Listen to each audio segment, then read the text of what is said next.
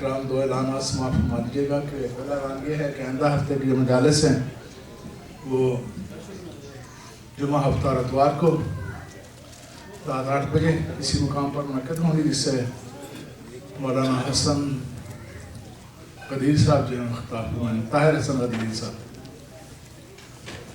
اس کے علاوہ جو ہم نے ڈرائیو شروع کی ہے یوز کلاتھ کی، استعمال شدہ کپڑوں کی، اس حوالے سے جو ہے آپ سے درخواست ہے کہ 15 دسمبر اس کے لیے ہم نے آخری تاریخ رکھی ہے، تو آپ جلد از جلد وہ کپڑے جو ہیں باکسز میں پیک کر کے اور جو آپ سمجھتے ہیں کہ قابل استعمال کپڑے ہوں اگر کسی کو دیے جائیں تو وہ پہن بھی سکیں، تو براہ کرم ایسے کپڑے جو ہیں ہمیں پہنچا دیجئے تاکہ ہم پاکستان میں ضرورت مند افراد کو وہ کپڑے جو ہیں پہنچا سکیں۔ اب میں درخواست گزار ہوں قبلہ مولانا مرزا محمد جواد صاحب سے کہ رونق افروز منبر ہوں اور آج کی مجلس اعزاز سے خطاب فرمائیں۔ اور محمد و آل محمد صلوات۔ اللہم صلی علی محمد و آل محمد۔ نعرہ حیدری یا علی، حیدری یا علی، حیدری یا علی۔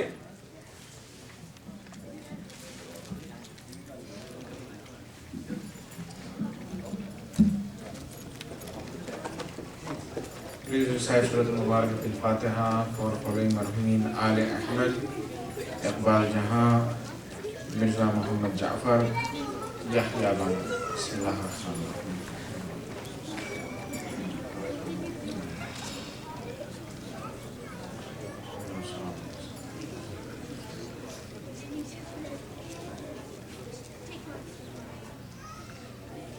لا حول ولا قوة إلا بالله العلي العظيم. بسم الله الرحمن الرحيم.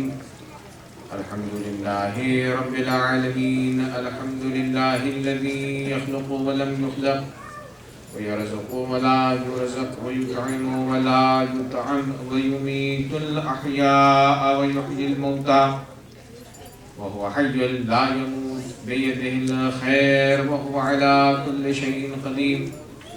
نعم المولى ونعم النصير، حسبنا الله ونعم الوكيل. ثم الصلاة والسلام والتحية والإكرام على سيدنا ونبينا وطبيب نفوسنا أبي القاسم المصطفى محمد. اللهم صل على محمد وآل محمد وعلى آله الطيبين الطاهرين المعصومين المظلومين الهداة المهديين الذين أذهب الله عنهم الرجس وطهرهم تطهيرا. اللهم صل على محمد وآل محمد. اللعنة الدائمة الباقية على أعدائهم أعداء الله. أما بعد، قال الله تبارك وتعالى في كتابه الأعلى: بسم الله الرحمن الرحيم. إنما يفتر الكذب الذين لا يؤمنون بآيات الله وأولئك هم الكافرون. الصلوات. اللهم صل على محمد وآل محمد. Dear brothers and sisters, Assalamu alaikum wa rahmatullahi wa barakatuh. Today is our last lecture of the fourth lecture, in which continuously we are discussing about major sins and their effects upon our souls. Meaning today I would like to discuss about a major sin which is known to be kidhb in the religion of Islam. Kidhb means lying, ascribing false, informing wrongly about others, and it is one of the major sins in the religion of Islam. And because today I would like to connect my English topic to Urdu topic, which is Ma'yar-e Sahabiyat or Sachon ka Saath. So we have to be truthful person and we have to follow those who are truthful. So when it comes to kidhb, Allah subhanahu wa ta'ala, He says in Quran, إِنَّمَا يَفْتَرِ الْكَذِبَ الَّذِينَ لَا يُؤْمِنُونَ بِآيَاتِ اللَّهِ. The liars are those who do not believe in the signs of Allah subhanahu wa ta'ala. وَأُولَٰئِكَ هُمُ الْكَافِرُونَ. And kuffar are the ones who lie. So according to this verse of Quran, there is no moment who lies in his life intentionally. That's why Prophet Muhammad sallallahu alaihi wasallam said, "Ala ukhbirukum bi akbaril kaba'ir." Do you want me to introduce you major sins? Al-ishraku billah. The first major sin is polytheism, shirk. Wa uququl walidain, aqq walidain. Wa qawlu zur ay al-kidhb, and then saying false things, which is lie. Meaning, a person came to Prophet Muhammad sallallahu alaihi wasallam and he asked him a special question. As being mu'min, as being Muslim, there are sins which mu'minin commits in their entire life. So this person came to Prophet sallallahu alaihi wasallam and he said, Ya Rasulullah, if shaitan did waswasa, is it possible for a mu'min to commit zina? So Rasulullah said, Qala qad yakun, maybe. He followed the footstep of shaitan and he commits this sin. Al-mu'minu yasraq, and then he asked Rasulullah, is it possible that one time in entire his life a mu'min steals something from another mu'min? Rasulullah says, Qala qad yakun, maybe there is a possibility. And then he asked the third question, Al-mu'minu yakdhib, Ya Rasulullah, is there any possibility that a mu'min lies to others in his life? Qala la wallah. Rasulullah said there is no way for mu'min to lie in his life. Why? Because Allah subhanahu wa ta'ala clearly mentioned in Quran, إِنَّمَا يَفْتَرِ الْكَذِبَ الَّذِينَ لَا يُؤْمِنُونَ. Those who are non-believers, they are the ones who are liars. Salli ala Muhammad wa ali Muhammad. So meaning lying, kidhb is a very major sin in the religion of Islam, from which we have to refrain ourselves. We have to practice to say truth in our life. There is another narration from Imam Askari alayhi salatu wasalam. He says, جُعِلْتُ الْخَبَائِثْ كُلُّهَا فِي بَيْتٍ وَجُعِلَ مِفْتَاحُهَا الْكِذْبُ. If you get together all evils into one house, the key to that house is lie. Let me give you an example again.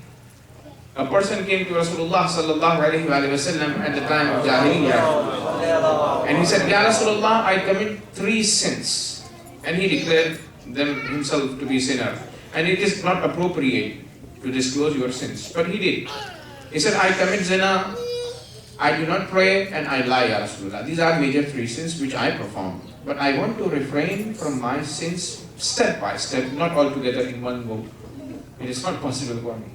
So what is the best way, best point from where I have to start? Rasulullah said, leave. When you lie, don't lie. Keep yourself away from lie. Now when he came back, he wanted to commit zina. A thought came to his mind, if Rasulullah sallallahu alaihi wasallam asked me in future, that did you commit that sin? If I commit now, I couldn't say Rasulullah that I did not commit, because that is lie. So not lying made him to refrain from zina.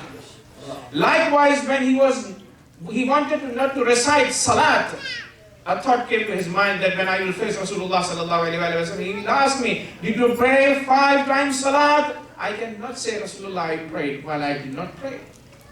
So from refraining from sin, one single sin, he refrained himself from 2 other major sins. Salli ala Muhammad wa ali Muhammad.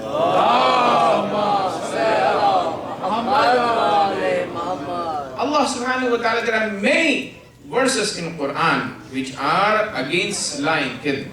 Allah says, Inna Allah la yahdi man huwa kadhibun kafar. Those who are kadhib, say lie, Allah, He doesn't guide them. Anna la'natullahi alayhi in kana min al-kadhibin. And Allah subhanahu wa ta'ala says, curse of Allah subhanahu wa ta'ala is upon the person who is liar. And according to the narration of our 5th Imam, he says, when he compared, Aimma alayhi salatu wasalam, they compared some of the sin to other sins. Imam Baqir, he said, al-kidhbu sharrun min ash-sharab. Lying is worse sin than drinking alcohol. And then Prophet sallallahu alaihi wasallam, he said, "Al-mu'minu idha kadhiba min ghayri udhrin." If a mu'min say kidhb without any reason, there are some certain reasons in which you are allowed to say lie. Like for example, in a battlefield, another occasion, if a person, if he doesn't lie, maybe he will face life threat for himself or for other mu'mineen. So at that time, it is wajib to say lie, which is known to be taqiyya in the religion of Islam. Salli ala Muhammad wa ali Muhammad.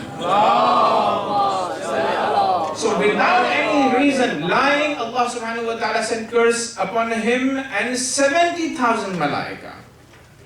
And Imam Ali alayhi salatu wasalam, he said, if you want to have taste of iman, you should refrain yourself from lying.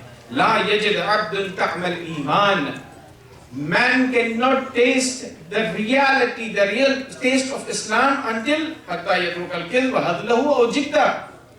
until the time he refrain himself from kidhb with intention, or sometime we say kidhb, we lie to have fun, to joke. Like for example, 1st April, there is a tradition. People lie to scare others, to fear others. That is also haram in the religion of Islam. Salli ala Muhammad wa ali Muhammad. Allahumma salli ala Muhammad wa ali Muhammad. And what happens? What are the consequences of lying, mu'minin? Allah subhanahu wa ta'ala, the first punishment for liar is what? Imam Sa'ad, he says, Inna mimma a'ana Allah bihi ala al-kadhabin an-nisyan. The liar, he forget what he lied in past. That's why when policemen, they interrogate a person, they ask him same question again and again and again. One officer will come, he will ask same question. Other will come, he will ask same question. Why? Because if you lie one time, you forget what you lied. So this is punishment from Allah subhanahu wa ta'ala. That if you lied, you will forget what you lied about. And A'imma alayhi salatu wasalam asked us to have friendship, have no friendship from those who are kadhab, liars. ينبغي للرجل المسلم أن يجتنب مواخاة الكذاب. We have to refrain being friend with those who are liars. Because why? إنه يكذب حتى يجيب الصدق فلا يصدق. If I am friend of kadhab, so people will not put weight upon my statement because I am friend of kadhab. So we have to refrain. Now, mu'minin, there are two types of kidhb. Sometimes we ascribe kidhb towards others, friends, family members, relatives. That is also kidhb. Sometimes the kidhb itself is huge and major, because man ascribes false things towards Allah subhanahu wa ta'ala. That is one of the major sins. Allah subhanahu wa ta'ala, he says in Quran, وَلَا تَقُولُوا لِمَا تَصِفُ أَلْسِنَتُكُمُ الْكَذِبَ هَذَا حَلَالٌ وَهَذَا حَرَامٌ لِتَفْتَرُوا عَلَى اللَّهِ الْكَذِبَ. You shouldn't ascribe false things towards Allah subhanahu wa ta'ala, that Allah made this halal and made this haram. Sometimes we say this is halal, this is haram. And that is not halal and haram according to Quran and according to the narration of Imam alayhi salatu wasalam. Allah subhanahu wa ta'ala asks us to gird our tongues and be accurate to deliver what Allah, and because Rasulullah sallallahu alayhi wa sallam himself had no permission to change halal of Allah subhanahu wa ta'ala to be haram. So that's why we have to be very much careful. And ascribing, and especially the translation of Quran, there are different types of lie when we ascribe towards Allah subhanahu wa ta'ala. Sometimes you ascribe lie straightforward, sometimes you do the interpretation of Quran according to what you want. There are some verses in Quran with which Muslims play to give you the meaning what they wanted. So that is also haram. Wrong interpretation of Quran is lie. Wrong translation of Quran itself is lie. And Rasulullah sallallahu alaihi wasallam, he says, "Man qala ma lam aqul falyatabawwa maq'adahu minan nar." if someone ascribes towards me a lie which I have not said, which means false ahadith, he should be prepared to face fire of hell, and his base is fire of hell. And mu'mineen, the dispute after Prophet Muhammad sallallahu alaihi wasallam, which occurred in history after Rasulullah sallallahu alaihi wasallam, which divided us into different sects, the reason was only mu'mineen? Kidb. Because companion of Rasulullah sallallahu alaihi wasallam, they ascribe false ahadith towards Rasulullah sallallahu alaihi wasallam. So kidb is major sin. Lying is major sin which can divide Muslim ummah into different sects. So the only way of unity is what? To narrate those ahadith which are true and from Prophet Muhammad sallallahu alaihi wasallam. Salli ala Muhammad wa ala Muhammad.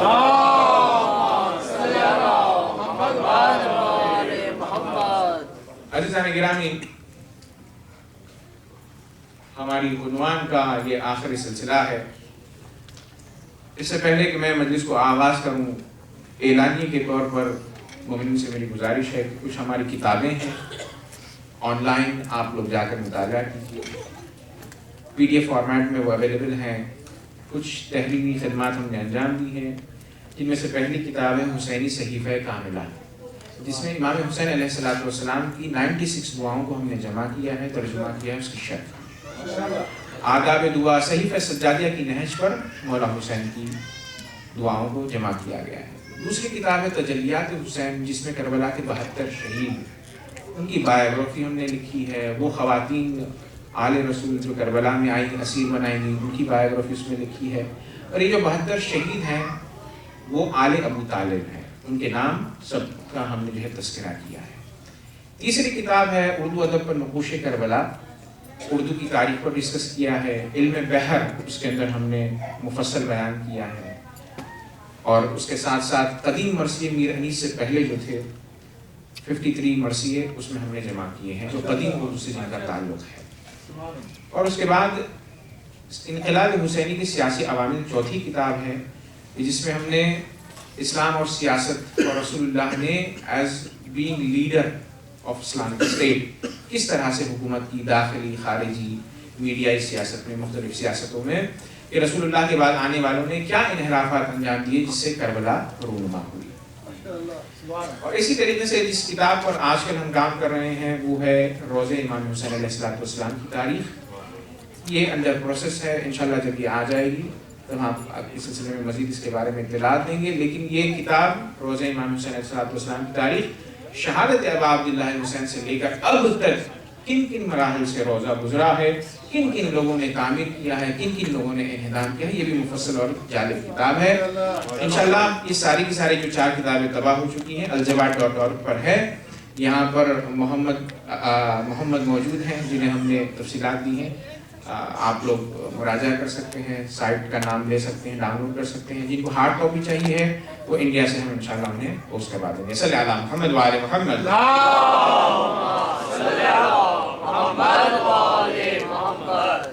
अज़ीज़ान गिरामी, हमारा उन्वान था मेयार सहाबियत और सच्चों का। मौजू इस वक्त यहाँ से आगाज़ हुआ कि हम पर ये एतराज़ किया जाता है कि हम असहाब का एहतराम नहीं करते। तो हमने कहा असहाब का एहतराम न करने की वजह ये थी कि असहाब में कुछ जालिम थे, कुछ कातिल थे, कुछ ने एक दूसरे पर सबको शतम किया, लानतें की हैं, शराबी असहाब थे। और फिर उसके बाद हमने कल अर्ज़ किया कि रसूलुल्लाह के असहाब में ऐसे थे कि जो खुद रसूलुल्लाह को कत्ल करना चाहते थे। तो ऐसी सूरत में जब किरदार असहाब का पेश किया गया इस तरह से, तो ये कहना कि सारे के सारे असहाब रज़ी अल्लाह थे, ये खुद एक जुल्म है, नहीं कहा जा सकता। लिहाजा मेयारात के तहत हमारा मेयार ये है कि वो शख्स की जो रसूलुल्लाह की ज़ियारत करे, रसूलुल्लाह पर ईमान लाए, उनकी इत्तिबा करे, और वो शख्स बात को आगे बढ़ाते हुए जो हर जहत से रसूलुल्लाह का सच्चा सहाबी हो और सच्चाई में भी अतम और अकमल मेयार पर हो, वो सहाबी काबिल एहतराम है। क्यों? इसलिए कि अल्लाह तबारक व तआला ने कुरान मजीद में फरमाया कि देखो हर ज़माने में कुछ لوگ ہوں گے کہ جو جھوٹے ہوں گے، ہر زمانے میں کچھ لوگ ہوں گے جو سچے ہوں گے. تو اللہ تعالیٰ نے ایک فیصلہ دیا کہ یا ایھا الذین آمنوا اتقوا اللہ وکونوا مع الصادقین، اے ایمان لانے والو تقوی الہی اختیار کرو اور سچوں کے ساتھ ہو جاؤ. یعنی مطلب یہ ہے کہ اصحاب رسول اللہ ہمیں یہ دیکھنا ہے کہ کون سا صحابی سب سے سچا تھا تاکہ اس کے ساتھ دیا جائے اور اس کی تبعیت اور اس کا احترام کیا جائے. ایک صلوات پڑھیں محمد و آل محمد.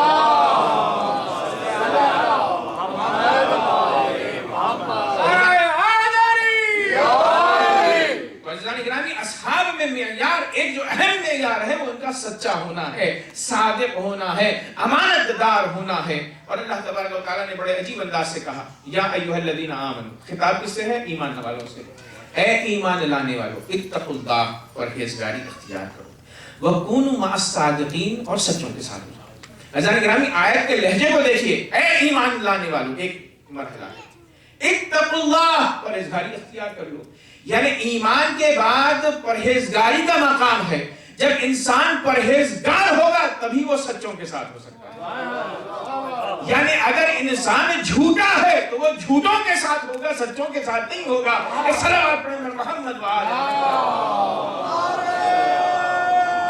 محمد. اللہ تبارک و تعالیٰ نے کہا ہے کہ ایمان لاؤ، تقوی اختیار کرو اور سچوں کے ساتھ ہو جاؤ. اس کا مطلب کیا ہوا؟ جو شخص مومن ہے وہ ضروری نہیں ہے کہ وہ متقی ہو. جو متقی ہے وہ مومن تو ہے، ایک مرحلے کو اس نے کراس کر لیا ہے، لیکن ضروری نہیں ہے کہ وہ سچوں کے ساتھ ہو. لیکن جو سچوں کے ساتھ ہو گیا تو اب اس طرف سے گنی گا تو وہ مومن بھی ہوگا، وہ متقی بھی ہوگا، وہ مومن بھی ہوگا. توجہ چاہتا ہوں، میں پھر سے عرض کر رہا ہوں، جو سچوں کے ساتھ ہو گیا وہ متقی بھی ہے، وہ مومن بھی ہے. عزیزان گرامی علی ابن ابی طالب صدیق اکبر ہیں. جو علی کی محبت کر لے علی کے ساتھ ہو جائے. اسی لیے رسول اللہ نے فرمایا یا علی حبک تقوی و ایمان، اے علی آپ سے محبت تقوی اور ایمان ہے. اس کا مطلب صادق کا معیار اور مصداق رسول اللہ کی اس حدیث کے مطابق علی ابن ابی طالب ہیں. ایک صلوات پڑھیں پر محمد و آل محمد.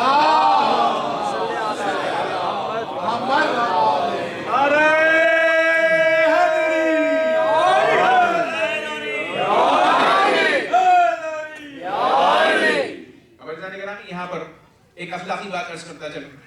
جو سچوں کے ساتھ ہے تو اس کے پاس کون کون سی ڈگریاں ہیں؟ وہ پرہیزگار ہے، وہ مومن ہے. اب اگر کوئی شخص یہ کہتا ہے میں اہل بیت جیسے سچوں کے ساتھ ہوں، اس کا مطلب قرآن کی روشنی میں اسے متقی بھی ہونا چاہیے، اسے مومن بھی ہونا چاہیے. توجہ کا طالب ہوں.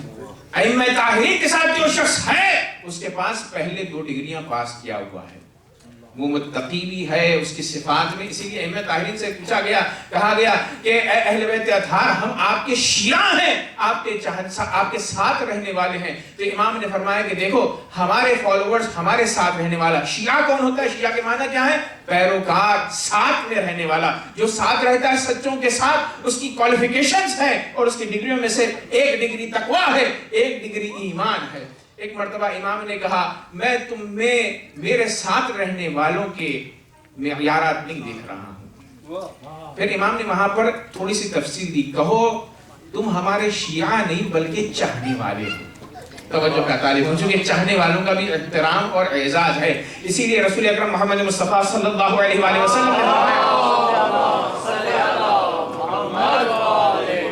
کہ اے علی ابن ابی طالب آپ اور آپ کے شیعہ خیر البریہ ہیں اور جنت میں وہ بلند مرتبے پر فائز ہوں گے.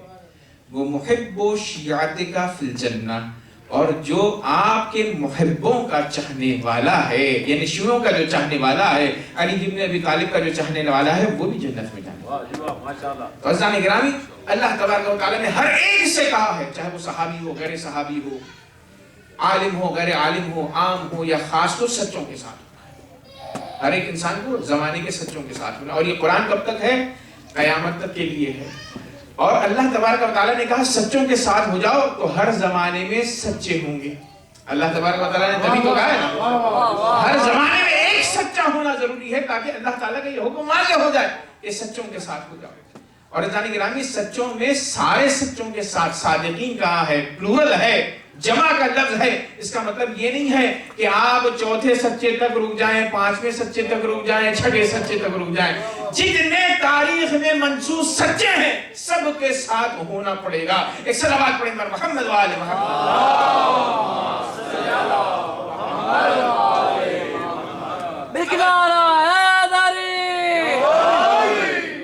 اب اللہ تعالیٰ نے کہا سچوں کے ساتھ ہو جاؤ، تو مسلمانوں نے کہا سب میں بڑھ کے اصحاب رسول اللہ نے ہم بھی سچے ہیں، ہم بھی سچے ہیں، ہم بھی سچے ہیں، سب نے دعویٰ کیا ہم سچے ہیں. تو اللہ تعالیٰ نے تو نام تو نہیں لیا نا کون سچے. یا ایھا الذین آمنوا اتقوا اللہ وکونوا مع الصادقین، سچوں کے ساتھ ہو جاؤ. صدیق اکبر بھی ہیں، صدیقہ بھی جو ہے لوگوں نے اپنے آپ کو کہلوایا ہے رسول اللہ کے بعد. جبکہ رسول اللہ نے فاطمہ الزہرا سلام اللہ علیہ کیا کہا فرمایا تھا انت الصدیقۃ الکبریٰ، اے فاطمہ الزہرا آپ صدیقہ کبریٰ ہیں. کبریٰ کیوں کہا؟ چونکہ قرآن مجید میں جناب عیسیٰ کی ماں کو کہا وَأُمُّهُ صدیقہ، جناب عیسیٰ کی والدہ صدیقہ ہیں. تو رسول اللہ سے پوچھا گیا یا رسول اللہ وہ بھی صدیقہ، یہ بھی صدیقہ آپ کی بیٹی؟ تو رسول اللہ نے کہا ان میں اور ان میں زمین آسمان کا فرق ہے. وہ عام صدیقہ ہیں، یہ صدیقہ وہ ہیں کہ جو ان سے بڑی صدیقہ.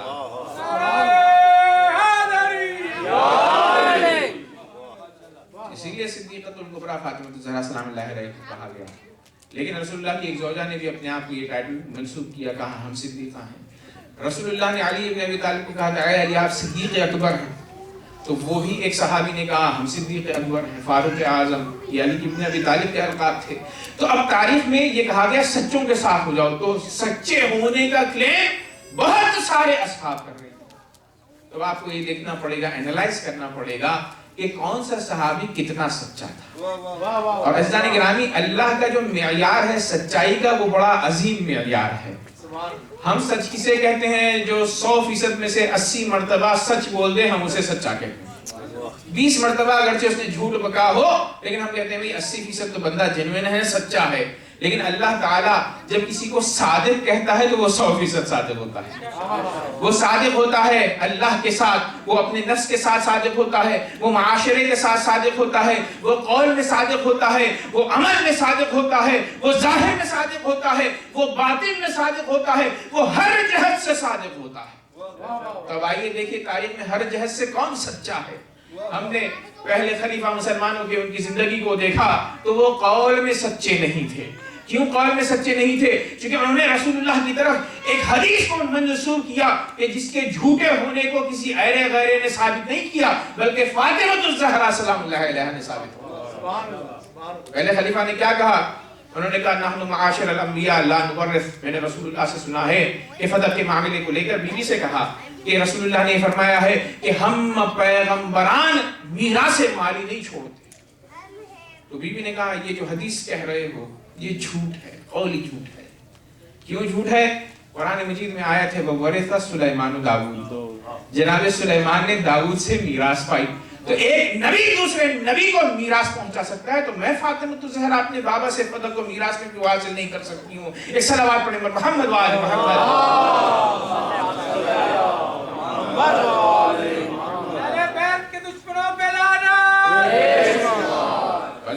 جبکہ یہ معاملہ میراث کا ہی نہیں تھا، فے تھا، رسول اللہ نے ہبہ کیا تھا، وہ الگ بحث ہے، فدق کا الگ تفصیلی معاملہ ہے. تو پہلے خلیفہ رسول اللہ کے صحابی تھے، وہ فاطمہ الزہرا کی دلیل کی بنیاد پر وہ سچے نہیں تھے قول میں. ایک مورد ہم ثابت کر دیتے ہیں تو ظاہر سی بات ہے سچائی کا جو ہمارا 100% والا معیار ہے اس معیار سے گھٹوتی ہو. اب عزیزان گرامی آج کا مسلمان یہ کہتا ہے کہ نہیں وہ میراث سے مراد جو تھی وہ میراث روایتوں میں جو ہے وہ یہ ہے کہ معنوی میراث ہو سکتی ہے، مادی میراث وہ مراد لے رہے تھے. درحال کہ یہ جو تقید اور قید اور شک لگا رہے ہیں آپ، یہ خود نہ قرآن مجید میں آئی ہے نہ خلیفہ اول نے جب بیوی نے اس آیت کو پڑھا تھا تو یہ شوشہ انہوں نے چھوڑا. یعنی بات تو وہ سمجھ رہے تھے اور آپ انجان بن رہے ہیں. ایک صلوات پڑھیں پر محمد و آل محمد.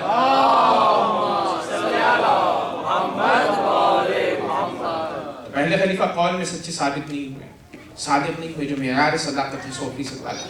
دوسرے خلیفہ وہ ایمان میں جو رسول اللہ پر انہوں نے کہا آمنت باللہ و رسولہ، وہ سچے نہیں تھے. کیوں نہیں تھے؟ اس لیے کہ صلح حدیبیہ میں انہوں نے کہا رسول اللہ کی رسالت پر مجھے ایسا شک ہوا کہ ایسا شک پہلے کبھی نہیں ہوا. یعنی پتہ یہ چلتا ہے کہ وہ شک کرتے آ رہے تھے، لیکن یہ جو شک ہے ایمان میں اس کا میجرمنٹ بہت زیادہ ہے، بہت بڑا شک ہے. فضان گرامی ایمان کیا ہے؟ ایک صداقت ہے، دلی معیار اور پیمانہ ہے، جب اس میں شک آ جائے تو وہ ایمان میں سے صداقت کو وہ ہٹا دیتا ہے، تو لہذا وہ ایمان کے معاملے میں صادق نہیں ہے۔ اور عزیزان گرامی تیسرے خلیفہ وہ بیت المال کی تقسیم میں صادق نہیں تھے، بیت المال انہوں نے صرف اور صرف بنی امیہ کو جو ہے دیا ہے۔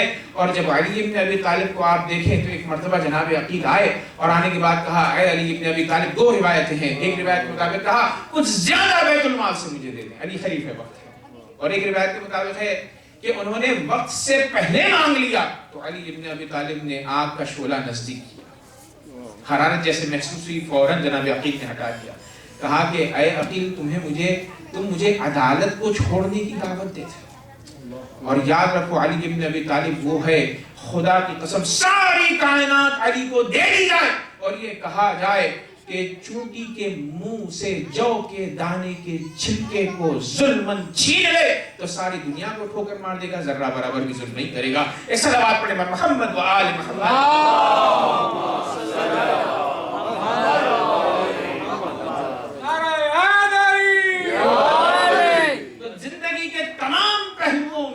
سچائی جہاں پائی جاتی ہے وہ خاندان رسول اللہ صلی اللہ علیہ وسلم، کہ آج تک تاریخ میں کسی کو جرأت نہیں ہوئی کہ ایک جھوٹ کی نسبت ائمہ طاہرین کی طرف دے۔ اگر کوئی نسبت لائے بتائے کوئی جھوٹی نسبت کسی حوالے سے، ظاہر و باطن، قول و فعل، معاشرے، کسی اعتبار سے جھوٹی نسبت کی طرف نہیں جا سکتی، اسی لیے سچے۔ عزیزان گرامی سچوں کو اور پہچاننے کا کیا طریقہ ہے؟ طریقہ یہ ہے کہ سچ کی رسول اللہ کی ایک حدیث ہے، اس سے پہلے میں یہ عرض کروں کہ سچ وہ ہوتا ہے کہ جو حق ہوتا ہے، جہاں پر حق ہے وہاں پر سچائی ہے، جہاں سچ ہے وہ حق ہے۔ اب آپ دیکھیے رسول اللہ نے حق کسے کہا ہے؟ علی ابن ابی طالب کے بارے میں فرمایا علی جن مع الحق والحق مع علی، یعنی علی سچے ہیں اور سچ علی ابن ابی طالب ہے۔ اور اس کے بعد فرمایا الحق حیث یدور حیث ما دار علی، حق وہاں جاتا ہے جہاں علی جاتے ہیں۔ اس کا مطلب یہ ہے کہ علی ایسے سچے ہیں کہ سچ وہاں جاتا ہے جہاں علی جیسا صادق جاتا ہے۔ ایک صلوات پڑھیں محمد و آل محمد۔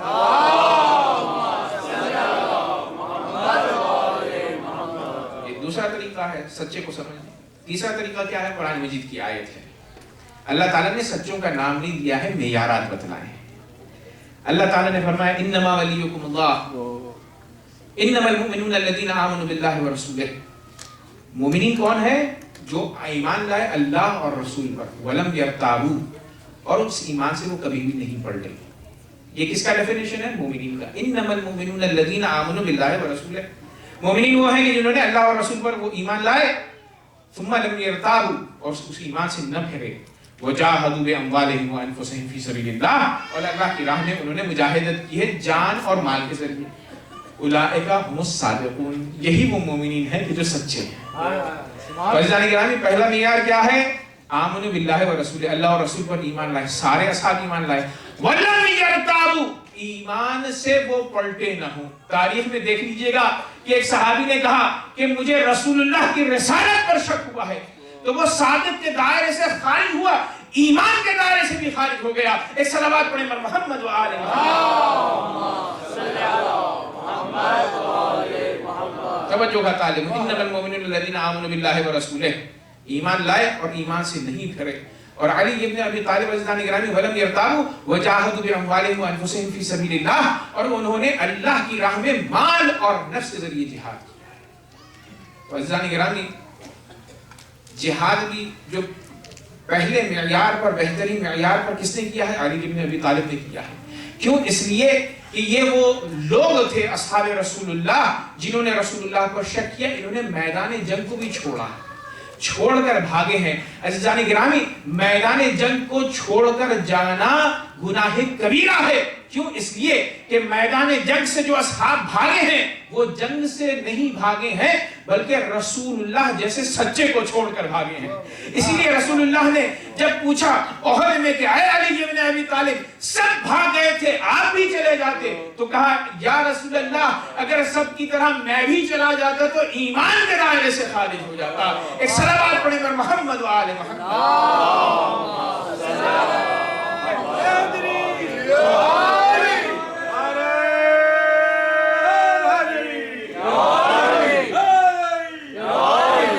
اور بات کو تھوڑا سا آگے بڑھا کر یوں بھی عرض کر سکتا ہوں، نکتہ یہ بھی نکلتا ہے کہ علی ابن ابی طالب نے کہا جنگ سے بھاگنا ایمان سے دستبردار ہونا ہے. کیوں؟ اس لیے کہ صادق کو ہم چھوڑ کر جا رہے ہیں. اللہ تعالیٰ نے کہا سچوں کے ساتھ رہو. رسول اللہ صادق امین کہلاتے تھے، تو رسول اللہ کو جو چھوڑ کر بھاگے ہیں وہ صادق کو چھوڑ کر بھاگے ہیں، اور اس چھوڑ کے بھاگنے میں انہوں نے تقوی کی ڈگری کو بھی چھوڑ دیا ہے اور ایمان کی ڈگری کو بھی چھوڑ دیا ہے. ایک صلوات پڑھیں پر محمد وآل محمد. کہ آیت جو پڑھی ہے توجہ کا تعلیم، اللہ تعالیٰ نے کہا یا ایھا الذین آمنوا اتقوا اللہ، اے ایمان لانے والو ایمان کے بعد تقوی اختیار کرو اور سچوں کے ساتھ کرو. سچوں کو چھوڑ کر جو بھاگے تو اس کا مطلب یہ ہے کہ اس نے تقوی کو چھوڑ کر وہ بھاگا ہے، وہ ایمان کو چھوڑ کر بھاگا ہے. صلوات پڑھیں محمد وآل محمد. اللہ تعالیٰ نے کہا جنہوں نے مجاہدت کی ہے مال اور نفس کے ساتھ، رسول اللہ پر ایمان لائے اور ایمان سے کمی نہیں پڑھے، یہ سچے لوگ ہیں. فاولئک هم الصادقون. عزیزان گرامی، انفاق وجاہدوا باموالہم وانفسہم، علی نے مجاہدت کی ہے مال کے ذریعے بھی، نفس کے ذریعے بھی. نفس کے ذریعے جنگ میں کی ہے، مال کے ذریعے انفاق کر کے کی. اور انفاق کرنے والے میں بخاری میں جا کر پڑھیے گا تو بڑی عجیب عجیب روایتیں اصحاب سے منسوب کی گئی کہ بڑے سخی تھے. چلیں ٹھیک ہے مان لیتے ہیں بڑے سخی تھے، لیکن علی سے جب آپ مقابلہ کریں تو علی کی سخاوت کہاں اور ان کی سخاوت کہاں؟ کیونکہ علی ابن ابی طالب کی سخاوت کی ثناخوانی اللہ تعالیٰ نے قرآن مجید میں، اور علی نے جب جیسے جیسے سخاوت دکھلائی ہے ویسے ویسے اللہ تعالیٰ نے آیتوں کو اتارنا شروع کیا ہے. قرآن مجید میں ایک آیت نازل ہوئی، سارے اصحاب انفاق کرنے والے تھے نا. میں ایک دلیل دیتا ہوں کہ جس سے واضح ہو جاتا ہے کہ انفاق کرنے والوں میں بھی چونکہ سچے ہونے کا معیار ہے انفاق کرنا اس آیت کے مطابق، تو انفاق کرنے والوں میں بھی علی ابن ابی طالب وہ ہیں جو سب سے اچھے انفاق کرنے والے ہیں. کیونکہ قرآن مجید میں جب ایک آیت نازل ہوئی رسول اکرم محمد مصطفیٰ صلی اللہ علیہ وسلم کہ اطراف اصحاب جمع ہو جاتے تھے. طریقہ کیا یہ تھا کہ رسول اللہ بیٹھے ہیں ممبر کے قریب، تو جو پیسے والے لوگ ہیں وہ آتے تھے رسول اللہ کے پاس بیٹھ جاتے تھے. اب وہ جو غریب آتے تھے ان کی دل آزاری ہوتی تھی. اور ایک زمانے میں ایسا بھی واقعہ ہو گیا، وہ بھی عرض کر دوں ادب کے حوالے سے، اخلاق کے حوالے سے تھوڑی اخلاقی بات بھی ہو جائے. ایک شخص آیا، وہ غریب تھا بیچارہ، امیر شخص رسول اللہ کی بزم میں بیٹھا ہوا تھا، اور عمارہ کہتے تھے یا رسول اللہ، کفار بھی تھے اس میں سے، منافق بھی تھے، وہ کہتے تھے یا رسول اللہ ان فقیروں کو نکالیے تب تاکہ ہم عمرہ آئے. تو اس نے کیا کیا، جیسے ہی بیٹھا فقیر امیر کے پاس تو اس کا دامن اس کے دامن سے لگ گیا. جو مالدار تھا اسے ناگوار گزرا، فوراً اس نے اپنا کپڑا سمیٹ لیا. رسول اللہ نے جب یہ دیکھا تو ناراض ہوئے، اس کی دل شکنی اور دل آزاری کا سبب ہوا. رسول اللہ نے کہا یہ کیا توہین کی ہے تم نے، ایک مسلمان کی توہین کی ہے، ایک مومن کی توہین کی ہے. اس نے کہا یا رسول اللہ میں سمجھ گیا ہوں، معذرت چاہتا ہوں. تو کہا معذرت مجھ سے نہیں، دل آزاری تم نے اس کی ہے، مسلمان بھائی کی، اس سے معذرت خواہی. اس نے کہا میں تم سے معذرت خواہی کرتا ہوں، مجھے بخش دو. اگر تمہارا دل نہیں مانتا کہ تم مجھے بخش دو تو میں سارا مال تمہارے حوالے کر دیتا ہوں. تو اس فقیر بیچارے نے یہ کہا کہ مجھے وہ مال نہیں چاہیے جو تجھ جیسا متکبر مال سے بناتا ہے، جہاں میں نے تجھے ایسے ہی بخش دیا. صلوات پڑھیں پر محمد وآل محمد. اسی لیے عزیزان گرامی علم افضل ہے، مال افضل نہیں. مولا المومنین نے بتلایا. اور جب خوارج آئے تو تفصیلی محل بحث ہے، اس کو کسی اور وقت ہم بیان کریں گے کہ 5-10 خوارج آئے تھے مولا علی کے پاس، انہوں نے سوال کیا تھا کہ علم افضل ہے علی یا مال افضل ہے؟ تو مولا علی نے فرمایا تھا کہ علم مال سے افضل ہے. اس کی وجہ یہ ہے کہ مال اکثر انسان کو متکبر بنا دیتا ہے اور علم انسان کو متواضع بناتا ہے. اور امام نے یہ بتلا دیا کہ اگر عالم ہمبل نہیں ہے تو اس کا مطلب اس نے علم سے صرف اور صرف لفاظی کے علاوہ کچھ نہیں سیکھا ہے. تو یہ بات یاد رکھیے گا کہ علماء جو منبر پر آ رہے ہیں تو ام طاہرین نے فرمایا، مولا علی نے فرمایا کہ انسان کو ہمبل ہونا چاہیے، کیونکہ تکبر انسانوں میں دوری پھیلاتا ہے، نزدیکیاں نہیں لے کر آتا ہے. صلوات پڑھیں پر محمد وآل محمد.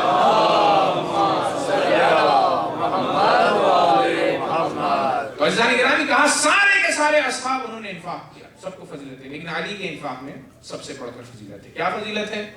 تو جب وہ نجوہ کر رہے تھے بیٹھ کر گفتگو کر رہے تھے، دل آزاری ہوتی تھی.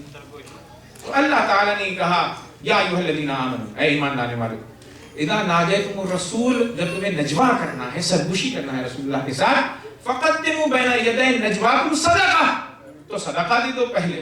اب عزیزان گرامی سارے اصحاب، جتنے اصحاب تھے 1500 سے اوپر سے تعداد تھی، روایتوں میں ملتا ہے جیسا پیسے دینے کی بات ہے، رسول اللہ سے بات کرنا ہے، رسول اللہ کی قربت تو سب بتاتے ہیں، سارے کے سارے اصحاب چھڑ گئے، کوئی نہیں تھا جو صدقہ دیتا. ایک مرتبہ علی ابن ابی طالب آگے بڑھے اور بڑھنے کے بعد رسول اللہ سے نجوے کے لیے، خصوصی گفتگو کے لیے علی ابن ابی طالب نے ایک دن صدقہ دیا. اللہ تعالیٰ نے اس آیت کو منسوخ نہیں کیا. کل کو یہ نہ ہو کہ کچھ لوگ یہ کہیں اللہ تعالیٰ نے اس آیت کو اٹھا لیا، 10 دن تک موقع دیا، کہا کہ کوئی صحابی آئے اور رسول اللہ سے نجوا کرے، صدقہ دے کر، انفاق کر کے، کوئی نہیں آیا. روایتوں میں ملتا ہے 10 دن مسلسل علی ابن ابی طالب نے ایک دن ایک درہم صدقہ دیا اور نجوا کیا، رسول اللہ کے ساتھ پرائیویٹ گفتگو کی. اور عزیزان گرامی خود مولا علی فرماتے ہیں قرآن کی وہ واحد آیتوں میں سے ایک آیت انفاق اور نجوا ہے کہ جس پر صرف اور صرف مسلمانوں میں سارے اصحاب رسول اللہ میں صرف اور صرف میں علی ابن ابی طالب نے عمل کیا ہے. ایک صلوات پڑھیں محمد و آل محمد.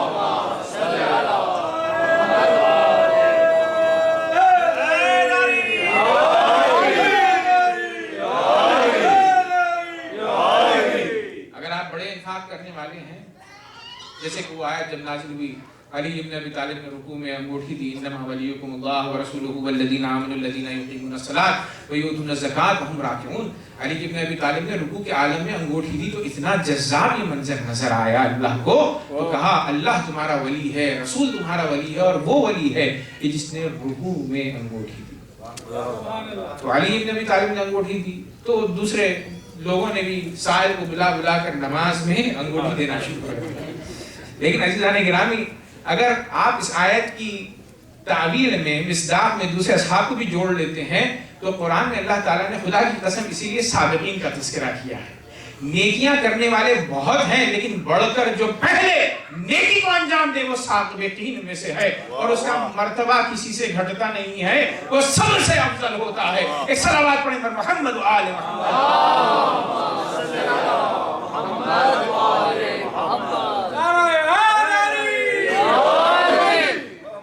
علی ابن ابی طالب نے بڑے عجیب انداز سے انفاق کیا. اللہ تعالیٰ نے سراہا ہے الذین ينفقون اموالهم باللیل والنہار. کچھ لوگ ہیں، پلورل والا استعمال کیا ہے لفظ، کچھ لوگ ہیں کہ جو انفاق کرتے ہیں. پلورل والا کیوں استعمال کیا؟ کسی کو احترام دینا ہو تو عربی زبان میں پلورل لفظ استعمال کیا جاتا ہے. الذین ينفقون اموالهم باللیل والنہار. کچھ لوگ ہیں کہ جو رات میں انفاق کرتے ہیں اور دن میں انفاق کرتے ہیں، سرا وعلانیہ، چھپا کر اور دکھلا کر. فَلَهُمْ أَجْرُهُمْ عِنْدَ رَبِّهِمْ، ان کے لیے اللہ کے نزدیک اجر ہے. وَلَا خَوْفٌ عَلَيْهِمْ وَلَا هُمْ يَحْزَنُونَ، نہ ان کے لیے خوف ہے نہ ان کے لیے حزن ہے. اجر ہے، نہ خوف ہے نہ حزن ہے. عزیزان گرامی روایتوں میں ملتا ہے کہ مولا علی نے ایک مرتبہ رات میں اور ایک مرتبہ دن میں اور ایک مرتبہ دکھلا کر کیوں؟ ریاکاری کے لیے نہیں. بعض وقت ہم سینٹر کو کسی جگہ پیسہ دینا چاہتے ہیں، سب کو اعلان کرتے ہیں 1000 2000 ہم نے دے دیا ہے، ڈونیشن دے دیا ہے. لیکن علی ابن ابی طالب اگر بتلا کر دے رہے ہیں تو وہاں پر مقصد کیا ہے؟ مقصد یہ ہے کہ دوسرے بھی سیکھیں. سرم و علانیہ، چھپا کر دینا کس لیے؟ اس لیے کہ مولا علی بتا رہے ہیں کہ چھپا کر اللہ کی راہ میں دو تاکہ تمہیں کبر اور غرور میں تم مبتلا نہ ہو جاؤ. گرامی 4 انداز سے علی ابن ابی طالب نے جب دیا تو اللہ تبارک و تعالیٰ نے اس آیت کو نازل فرمایا. اور اللہ تعالیٰ نے کہا فرمایا وَلَا خَوْفٌ عَلَيْهِمْ وَلَا هُمْ يَحْزَنُونَ. علی کا انفاق وہ ہے کہ جس میں حزن نہیں ہے. توجہ کا طالب ہو. عزیزان گرامی اگر آپ بعض وقت آپ سے آ کر ڈونیشن لیا جائے اور بڑی مقدار ہو تو بعض وقت انسان خوشی سے دیتا ہے، نفسانی حالت میں کسی کو پوائنٹ نہیں کر رہا ہوں، میں چلے اپنی طرف اس بات کو لے لیتا ہوں کہ اگر کوئی مجھ سے ڈونیشن مانگے تو بعض وقت تنگی کے عالم میں انسان ڈونیشن دے دیتا ہے لیکن یہ کہتا ہے کہ بھئی یہ پیسہ اگر میرے پاس ہوتا تو میں اسے کچھ کام کر لیتا. تو دے تو دی ہے ڈونیشن لیکن حزن ہے. لیکن اللہ تعالیٰ نے فرمایا علی نے جب پوری اپنی کائنات جو کچھ علی کے پاس تھا جب بھی علی ابن ابی طالب نے دیا ہے تو علی ابن ابی طالب نے دیتے وقت کبھی اپنے دل میں حزن نہیں رکھا. تو یہ انفاق کی باطنی کرامت ہے جو علی ابن ابی طالب سے ہمیں سیکھنے کو ملتی ہے. ایک صلوات پڑھیں محمد وآل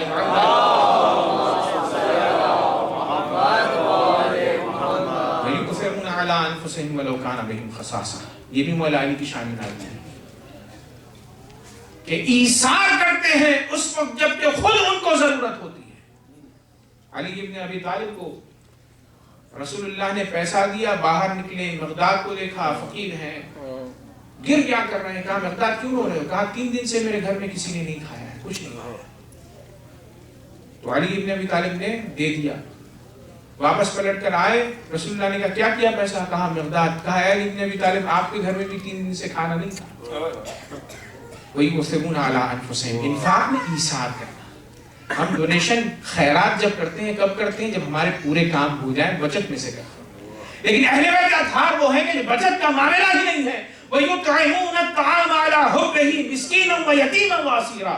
جب وہ دیتے ہیں تو اپنے منہ کا نوالا جو کہ بھوکے ہیں، بھوک کے ساتھ مسکین، یتیم اور اسیر کو کھلاتے ہیں. اور عزیزان گرامی یہ ایسے صادق ہیں کہ ان کے انفاق کو کوئی تاریخ میں ایسے انفاق کو نہیں پہنچ سکتا ہے. ایک صلوات پڑھیں محمد وآل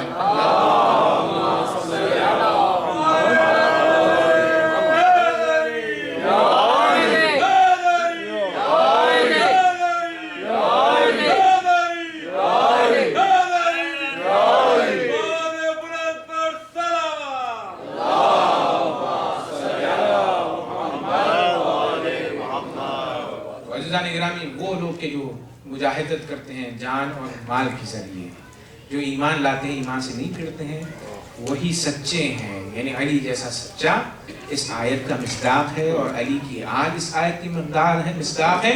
تو ایسے صادقین کے ساتھ ہونا ہمارے اوپر واجب ہے. صلوات پڑھیں محمد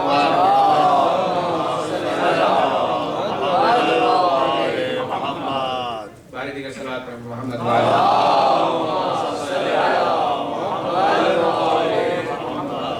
عزیزان گرامی. اور صادق کو سمجھنے کا معیار کیا ہے؟ معیار قرآن مجید میں واضح ہے کہ جب رسول اللہ نے نجران کے مسیحیوں سے گفتگو کی، فمن حاجک فیہ من بعد ما جاءک من العلم فقل تعالوا ندعو ابنانا وابناءکم. جب علم پہنچ گیا نجران کے نصارہ کے پاس اور انہوں نے پھر بھی کہا جناب عیسیٰ اللہ کے فرزند ہیں، حلولیت کا دعویٰ کیا، تو اللہ تعالیٰ نے کہا مباہلہ کرو. تم اپنے بیٹوں کو لاؤ، ہم اپنے بیٹوں کو لاتے ہیں. تم اپنے نفسوں کو لاؤ، ہم اپنے نفسوں کو لاتے ہیں. تم اپنی عورتوں کو لاؤ، ہم اپنی عورتوں کو لاتے ہیں. تو عزیزان گرامی جب مباہلے کے لیے چلے ہیں رسول اللہ بنفس نفیس، تو انفس انا کی جگہ علی ابن ابی طالب کو لیا، نساء انا کی جگہ کسے لیا؟ فاطمہ الزہرا کو لیا، ابناء انا کی جگہ اپنے بیٹوں کی جگہ حسنین کو لیا. اور جب چلے ہیں تو عزیزان گرامی کس کے مقابلے میں چلے ہیں؟ نجران کے مقابلے میں چلے ہیں. فَنَجْعَلْ لَعْنَةَ اللَّهِ عَلَى الْكَاذِبِينَ. تاکہ لعنت ہو جھوٹوں کے اوپر. تو عزیزان گرامی نجران میں جب نصارہ نے اہل بیت اطہار کو پنجتن پاک کو دیکھا تو کہا یہ ایسے سچے ہیں کہ اگر یہ دعا کر دیں تو یہ پہاڑ ریزہ ریزہ ہو جائے. تو نجران نے یہ بتلا دیا کہ اہل بیت اطہار کونوا مع الصادقین کا مصداق ہے اور ہم جھوٹے قرار پاتے ہیں. ایک صلوات پڑھیں محمد و آل محمد.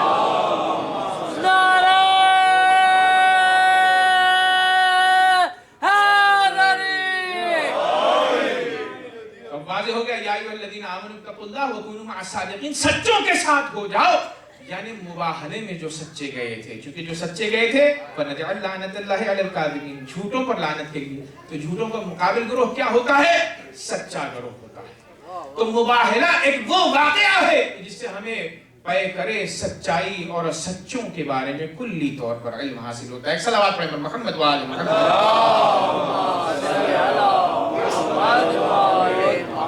اسی لیے عزیزان گرامی ایک مرتبہ مولا امیر المومنین نے اسی آیت کو لے کر سچوں کے ساتھ ہو جاؤ جب شورا بنائی گئی تھی تیسرے خلیفہ کے وقت، تو اپنی برتری کو بتلانے کے لیے اپنے فضائل کو بیان کرتے ہوئے علی ابن ابی طالب نے کہا ایھا الناس، اے لوگو تم نہیں جانتے کہ جب یہ آیت نازل ہوئی تو سلمان فارسی نے پوچھا کہ اے رسول یا ایھا الذین آمنوا سے مراد کون ہے، کس کو یہ خطاب ہے، اور صادقین کون ہے؟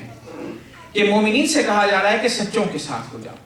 تو ایک مرتبہ سلمان سے کہا کہ آمنو سے مراد عامت المسلمین ہے، عامت المؤمنین ہے. یعنی سارے کے سارے مومنین ہیں. اور پھر اس کے بعد صادقون جن کے ساتھ ہونے کے لیے کیا خاصہ لعلی و اولادہ، علی اور علی بن ابی طالب کی اولاد کے لیے ہے. تو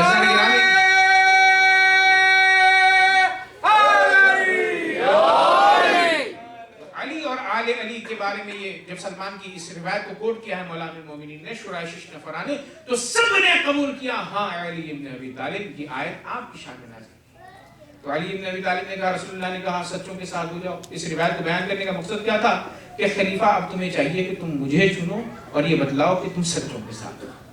لہذا جب عثمان کو خلیفہ چنا گیا، 6 افراد نے چنا، تو علی بن ابی طالب نے اسی عدالت سے، اسی آیت سے اس بات کو ثابت کیا کہ تم نے سچے کا ساتھ نہیں دیا بلکہ جھوٹے کا ساتھ دیا ہے. اسی لیے علی بن ابی طالب نے اس آیت کو پڑھا تھا. تو عزیزان گرامی، سچوں کے ساتھ ہر زمانے میں انسان کو ہونا ہے. اور رسول اللہ صادق امین تھے، علی بن ابی طالب صدیق اکبر تھے، فاطمہ الزہرا سلام اللہ علیہا صدیقۃ الکبریٰ تھی، اور انہی کے ملاپ سے 2 اور سچے پیدا ہوئے جن کا نام تھا حسن اور حسین. اور حسین وہ سچا ہے کہ جس سے صادقین کا سلسلہ اور مزید بار نام کرتا ہے. ہاں عزیزان گرامی، آج شہادت ہے امام حسن علیہ السلام کی.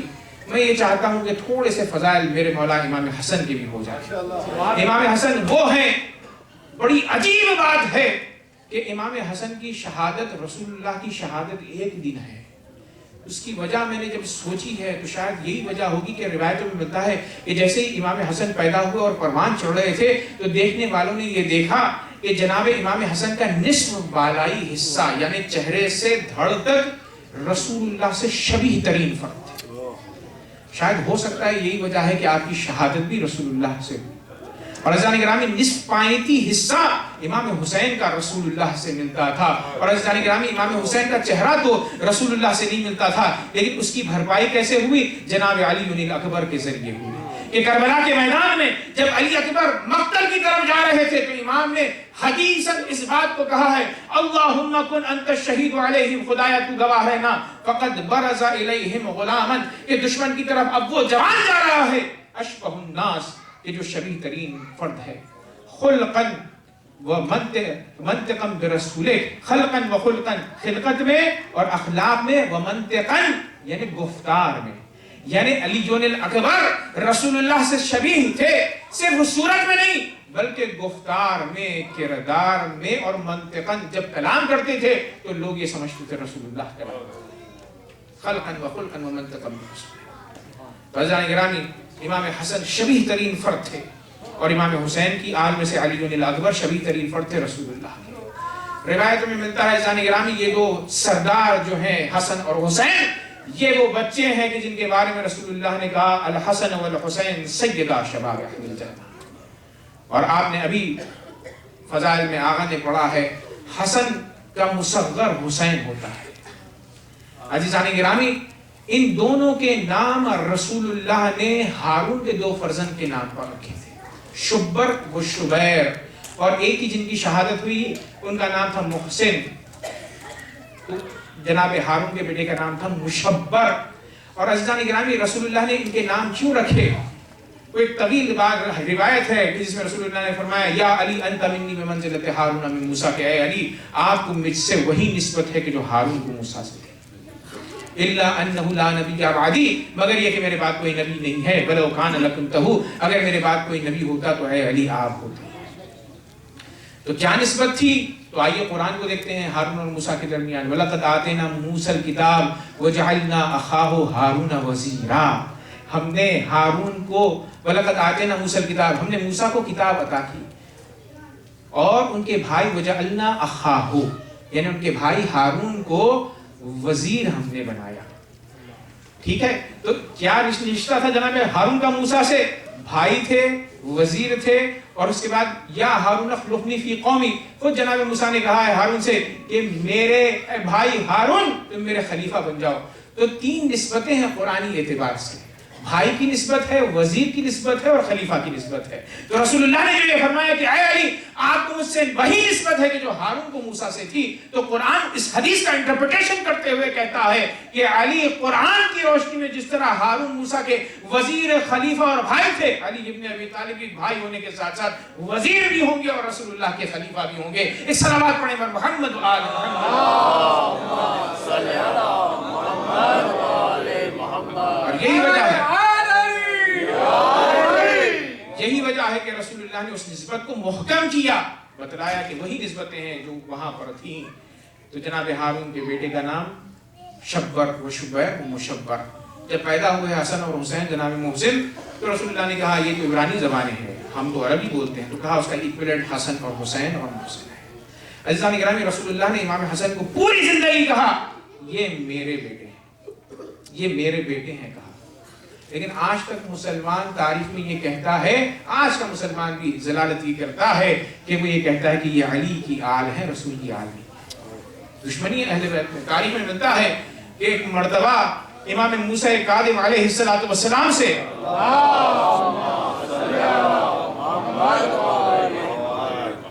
ہارون الرشید جب گیا ہے مدینے میں رسول اللہ کے روزے کی زیارت کرنے کے لیے، تو ایک مرتبہ اس نے کہا السلام علیکم یا ابن، چچا کا بیٹا تھا، تو اس نے کہا اے چچا کے بیٹے سلام ہو، عباسی تھے۔ تو ایک مرتبہ امام موسیٰ کاظم علیہ السلام سمجھ گئے یہ پولیٹیکلی لوگوں کو اپنی طرف جذب کرنا چاہتا ہے، اپنی رشتہ داری بتا رہا ہے۔ تو ایک مرتبہ امام موسیٰ کاظم نے فرمایا السلام علیکہ یا رسول اللہ، السلام علیکہ یا جدہ، اپنا جد کہا۔ تو ایک مرتبہ فوراً ہارون نے پلٹ کر امام موسیٰ کاظم سے کہا آپ کے جد کیسے ہو گئے؟ آپ کی جد تو علی ابن ابی طالب، آپ کے جد تو علی ابن ابی طالب ہے، چونکہ نسل باپ سے چلتی ہے، ماں سے تو نہیں چلتی۔ آپ کی فاطمہ الزہرا رسول اللہ کی بیٹی تھی، اور عرب میں کہاوت ہے بنونا و بنو ابنائنا و بناتنا، ہمارے بیٹے اور ہمارے بیٹوں کے بیٹے اور بیٹیاں ہماری ہیں، لیکن ہماری بیٹیوں کے بیٹے دوسرے مردوں کے اولاد ہیں۔ تو یہ عرب میں یہ مثال چلی آتی تھی۔ تو اس نے کہا اس مثال کو دے کر، تو امام نے فرمایا تم نے قرآن مجید کو نہیں پڑھا ہے، یہ رشتے وہ ہیں کہ جو اللہ تعالیٰ بناتا ہے۔ اللہ جسے چاہے اسے جس کا بیٹا بنانا چاہے وہ بنا سکتا ہے۔ اور پھر اس کے بعد اللہ تعالیٰ کے رسول اللہ کے اس بیٹے نے، اس فرزند نے، ولی نے کہا قرآن مجید کی اس آیت کو تم نے نہیں پڑھا جس میں اللہ تعالیٰ نے فرمایا وَمِن ذُرِّيَّتِهِ دَاوُودَ وَسُلَيْمَانَ وَأَيُّوبَ وَيُوسُفَ وَمُوسَى وَهَارُونَ وَكَذَلِكَ نَجْزِي الْمُحْسِنِينَ وَزَكَرِيَّا وَيَحْيَىٰ وَعِيسَىٰ وَإِلْيَاسَ كُلٌّ مِّنَ الصَّالِحِينَ۔ جناب ابراہیم کی آل میں کسے کسے داخل کیا؟ سب پیغمبروں کے جن کے نام میں نے لیے، اور اس کے بعد امام نے کہا جناب عیسیٰ کو بھی جناب ابراہیم کی آل میں داخل کیا گیا۔ ان کے تو والد نہیں تھے، کس کے ذریعے وہ آل ابراہیم میں داخل ہوئے؟ ماں کے ذریعے۔ تو ایک عیسیٰ نبی ماں کے ذریعے آل ابراہیم میں منتقل ہو سکتا ہے، تو ہم ماں کے ذریعے فاطمہ الزہرا کے ذریعے رسول اللہ کی آل کیوں کر نہیں کہلا سکتے؟ ایک صلوات پڑھیں پر محمد و آل محمد۔ پھر امام نے کہا اچھا یہ ہوگا کہ تیرے ذہن میں یہاں بات آئے گی کہ ان کے والد ہی نہیں تھے، ان کے والد ہی نہیں تھے، تو ظاہر سی بات ہے مجبوری تھی، ماں کی طرف سے ہو گئے منتقل آل ابراہیم میں۔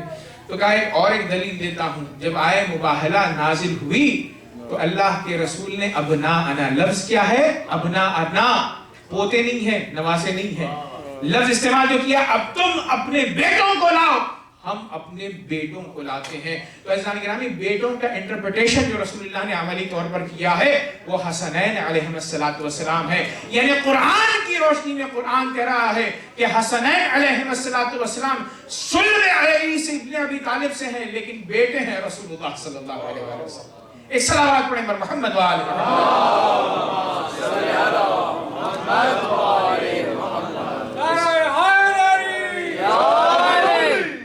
اسی لیے رسول اللہ نے فرمایا یاد رکھو حسن اور حسین جمالان جنت کے سردار ہیں، اور اس کو جابر بن عبداللہ انصاری نے اس روایت کو نقل کیا ہے، صلب علی سے ہیں لیکن میری نسل کو، میری اولاد ہیں، ان سے میری نسل کو صلب علی سے اللہ تبارک و تعالیٰ نے چلایا، یہ میرے بیٹے ہیں۔ یہ روایات میں مکرر رسول اللہ صلی اللہ علیہ وسلم نے فرمایا۔ اور عزیزان گرامی، امام حسن کے علم اور کمال کا کیا کہنا، امام کے تعلق سے زیادہ بیان نہیں کیا جاتا، اس کی وجوہات یہ ہے کہ ظاہر سی بات ہے آپ نے زیادہ تر وقت مولا علی کے ساتھ گزارا، اور اس کے بعد آپ کو زیادہ وقت نہیں مل پایا جس طرح سے امام حسین علیہ السلام کو ملا، اور اس کے بعد ظاہر سی بات ہے صلح ہوئی تھی معاویہ کے ساتھ حالات کو مد نظر رکھتے ہوئے، تو لمیٹڈ مطالب امام حسن علیہ السلام کے بارے میں ملتے ہیں، لیکن جو مطالب ہیں وہ مطالب بڑے عجیب ہیں۔ روایت میں ملتا ہے، آپ نے سنا، مختصر عرض کرتا ہوں، کہ سفیر روم نے ایک شخص کو بھیجا تھا معاویہ کے پاس، خلافت کو چھین لیا ہے نا، لیکن اب جب سوال پوچھنے کے لیے سفیر روم نے بھیجا تو معاویہ نے کہا مجھے پتا نہیں، لیکن جاؤ مدینے میں علی بن ابی طالب سے سوال پوچھ لینا، سارے سوالوں کو جواب دے دیں۔ لیکن اس کے بعد کہا یہ نہ بتانا کہ معاویہ نے بھیجا ہے، ظاہر سی بات ہے میری بے عزتی ہو گئی۔ وہ شخص آیا، آنے کے بعد علی بن ابی طالب سے مدینے سے کہنے لگا میں مدینے کا رہنے والا ہوں۔ امام نے کہا تو جھوٹ بول رہا ہے۔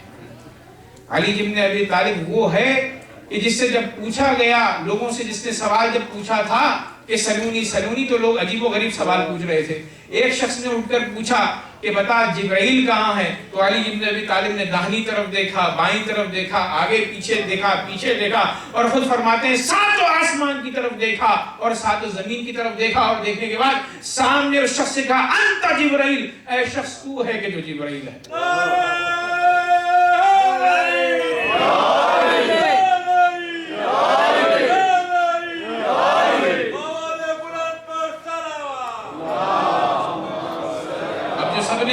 دیکھا وہ جبرائیل تھے، ظاہر سی بات ہے چلے گئے، تو علی کے سامنے آ کر جھوٹ بولتا ہے، تو سفیر روم کا فرستادہ ہے۔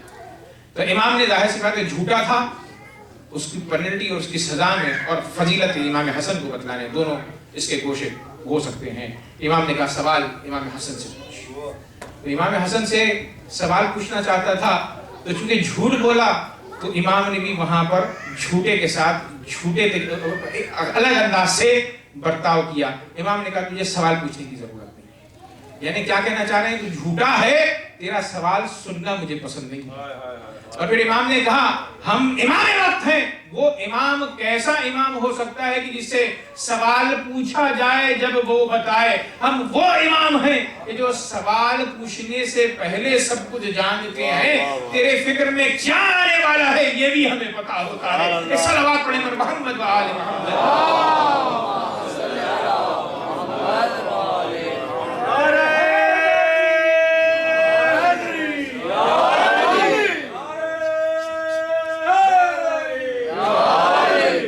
ہمارے یہاں بھی بعض وقت ایمان جو ہے اتنا کمزور ہو جاتا ہے کہ بھئی ائمہ طاہرین کو ہر چیز کا علم نہیں ہوتا ہے۔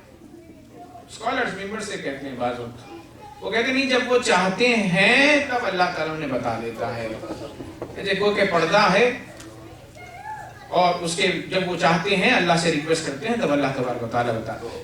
جبکہ مولا علی نے خود فرمایا لو کشف الغطاء لمزددت یقینا، اگر حجابات ہٹا دیے جائیں تو علی کے ایمان میں ذرہ برابر بھی اضافہ نہیں ہوگا۔ اس طرح بات پڑھیں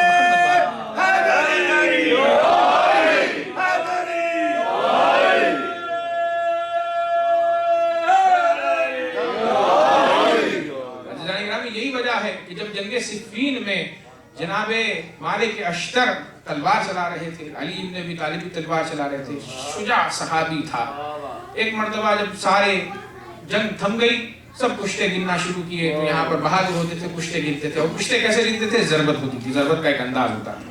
مولا علی کے کشتوں کو انہوں نے گرا، یعنی مولا علی کی ضربتیں جو ہوتی تھی پتہ چلتا تھا مرنے والے پر یہ علی کی ضربت ہے، یہ علی کی ضربت سے مرا ہے۔ تو کشتے گن رہے تھے، علی ابن ابی طالب نہیں گن رہے تھے، مالک اشتر گن رہے تھے کہ میں نے مارے میں نے مارے میں نے مارے۔ انہوں نے دیکھا تعداد میری زیادہ ہوگی، ذہن میں خیال آیا، شاگرد ہے باادب کہ بھئی میں نے کہا نہیں، اظہار نہیں کیا کیونکہ ظاہر سی بات ہے خیال تو کچھ بھی آ سکتا ہے ذہن میں، کہا کہ میرے کشتے علی ابن ابی طالب کے کشتوں سے اس حملے میں زیادہ ہو، تو گویا ایک فضیلت ذہن میں آ گئی تھی۔ ایک مرتبہ علی ابن ابی طالب نے کہا اے مالک تم نے جو سوچا ہے وہ ناروا سوچا ہے۔ تو ایک مرتبہ انہوں نے کہا یا علی میں معذرت چاہتا ہوں، میرے ذہن میں یہ بات آ گئی۔ امام نے کہا اب جو بات آ گئی ہے تو سمجھ لے، جب تم قتل کرتے ہو تو جو سامنے آتا ہے اسے قتل کر دیتے ہو، لیکن میں 7 نسلوں کو دیکھتا ہوں، اگر کوئی مومن نہیں ہوتا ہے اس کا قلع کما کر دیتا ہوں، اگر کوئی مومن ہے سلم میں تو اس پر تھوڑی سی ضربت لگا کر اسے چھوڑ دیتا ہوں۔ ایک صلوات پڑھیں پر محمد و آل محمد۔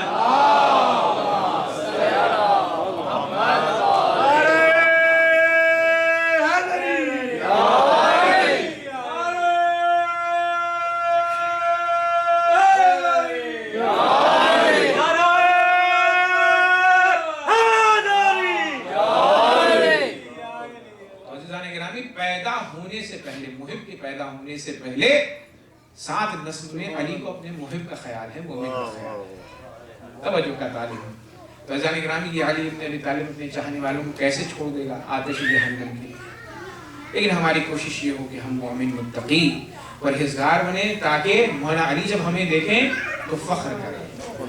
شفاعت تو مل جائے گی عزیزان گرامی، لیکن ہمارا کردار ایسا ہو کہ امام جب ہمیں دیکھیں تو ہم ان کی خوشی کا سبب ہوں۔ کونوا لنا زینا، فرمایا ہے ہماری زینت کا سبب۔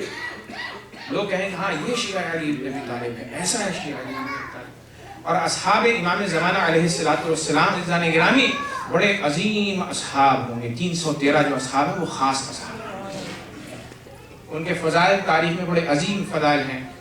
اگر آپ کو ان کے بارے میں جاننا ہے تو ایک اشرا میں نے پڑھا ہے، خصوصیات امام زمانہ، آن لائن ہے، دیکھیے گا اس کے اندر اصحاب امام کے کیا خصوصیات ہیں۔ 313 بڑے عظیم اصحاب ہیں، تو امام کی زینت کا ہمیں سبب بننا ہے۔ عزیزان گرامی، اس شخص نے جب سوال پوچھنا چاہتا تھا، امام نے کہا سوال پوچھنے کی ضرورت نہیں۔ اس نے کہا مولا میرے سوالات آپ جانتے ہیں تو بتا دیجیے گا۔ تو امام نے کہا تو پوچھنا چاہتا ہے حق و باطل کے درمیان کیا فرق ہے، کتنا فرق ہے، زمین و آسمان کے کتنا فرق ہے، مشرق و مغرب میں کتنا فرق ہے؟ تو امام نے فرمایا مشرق و مغرب میں اتنا فرق ہے کہ سورج ایک دن میں طے کر لیتا ہے، زمین و آسمان میں اتنا فرق ہے کہ جب مظلوم ایک آہ کہتا ہے وہ سیکنڈ میں اللہ کے پاس پہنچ جاتا ہے۔ اور پھر اس کے بعد امام نے کہا حق و باطل میں فرق 4 انگلیوں کا ہے، اگر کان سے سنو تو اس کی تحقیق کرو، ہو سکتا ہے وہ بات جھوٹی ہو، چونکہ ہم سچے ہیں اور سچائی کا ساتھ دینا ضروری ہے، تو کان سے جب سن لو تو آنکھ سے بھی دیکھ لو تاکہ سچائی کا یقین ہو جائے۔ اور پھر اس کے بعد امام نے کہا تو سوال لے کر آیا تھا کہ وہ 10 چیزیں کون سی ہیں کہ جو ایک سے زیادہ قوی ہیں دوسری؟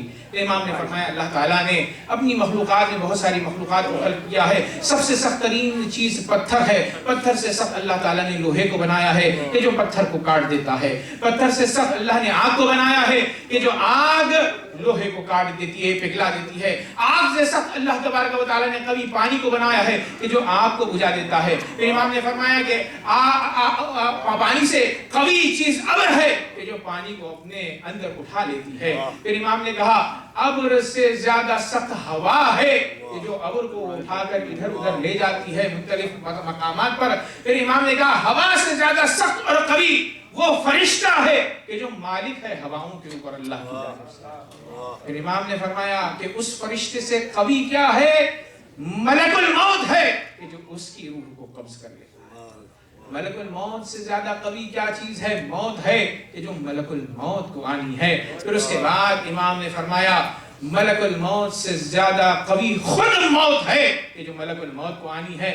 پھر امام نے فرمایا اس سے قوی اللہ تبارک و تعالیٰ کا امر ہے جو ہر ایک کے اوپر لاگو ہوتا ہے۔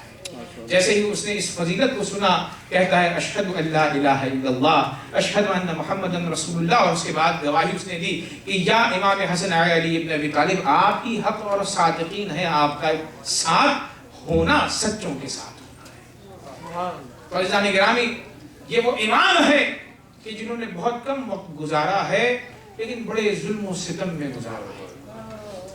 روایتوں میں یہ ملتا ہے کہ یہ وہ امام ہے، واحد امام کہ جن سے اتنا بغض تھا، بغضاً لأبی۔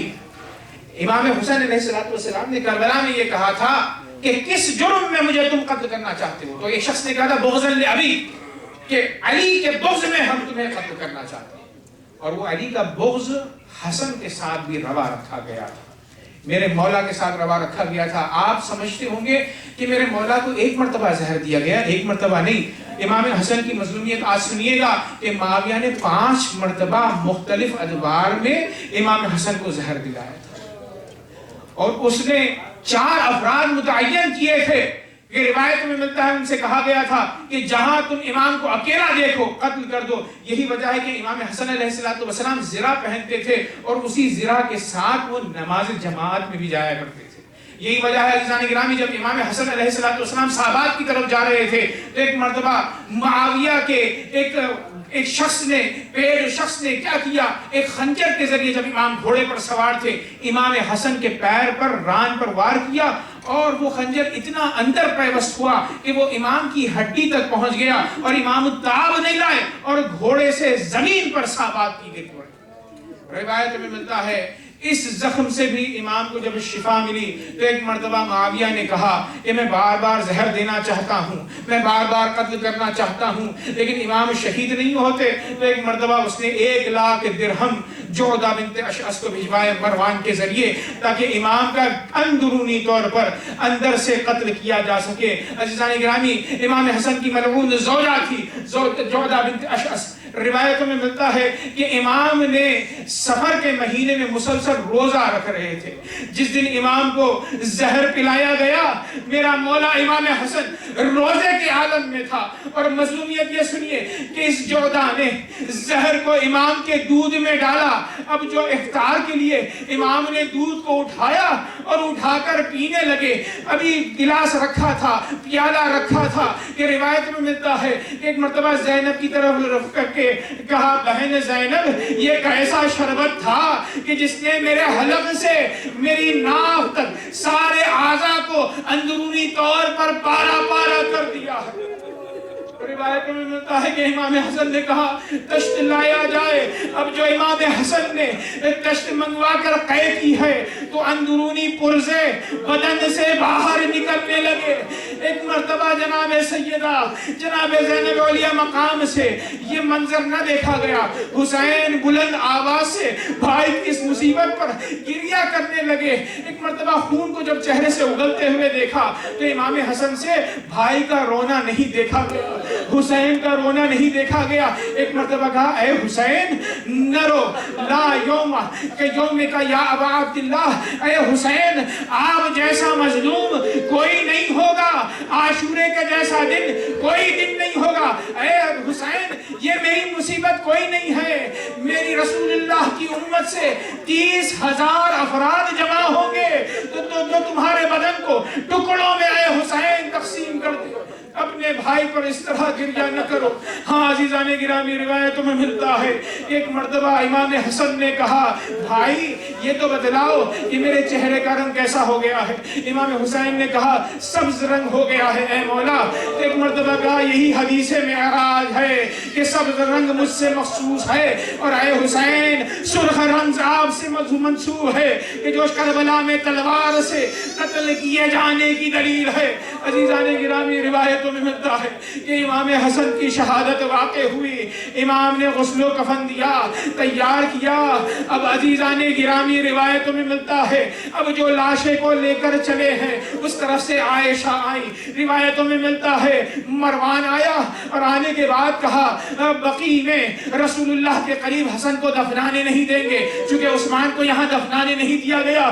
روایتوں میں ملتا ہے ایک مرتبہ جناب محمد حنفیہ آگے پڑے اور کہا، اے عائشہ کبھی گھوڑے پر سوار ہو، اونٹ پر سوار ہوتی ہو، کبھی استر پر سوار ہوتی ہو. روایتوں میں ملتا ہے جب بحث آگے بڑھی تو مروان نے حکم دیا کہ حسن کے جنازے کی طرف، حسن کے تابوت کی طرف تیروں کو برسایا جائے.